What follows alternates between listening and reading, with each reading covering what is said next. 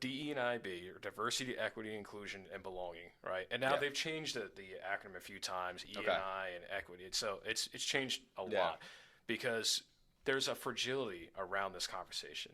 Okay. And we talk about white fragility and things like that, but overall, among all groups, there's a fragility because it's not really done right most of the time.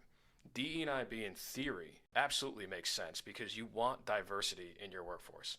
That is a strength, that's a power, that's a value add because why would you want the same people from the same background, the same thoughts in a room solving problems? Like that's just unwise of any leader to want that. You want diversity in the workforce. All right, so how do you achieve that?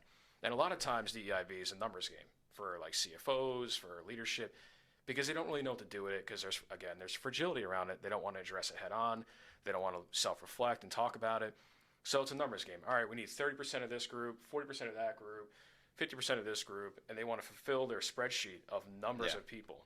That's where it goes wrong. It's just quotas. Yeah. It's just quotas. And that's where it builds resentment and bitterness among all the groups involved, white people as well, and any group, because they're like, wait a minute, this is a very check the box mentality we're dealing with. You actually have no desire to foster an environment Exactly, of yeah. diversity and Yeah, and I've inclusion. been seeing that a lot recently with certain businesses.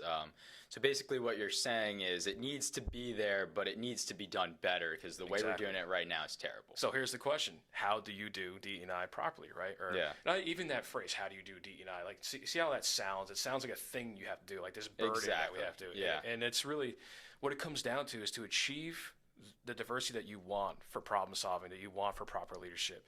Where are you recruiting? It all goes back to talent acquisition, right? So there's a lot of strategy involved in how you Absolutely. put this together and where you put certain Yeah, think about Demographics. geographically and demographically.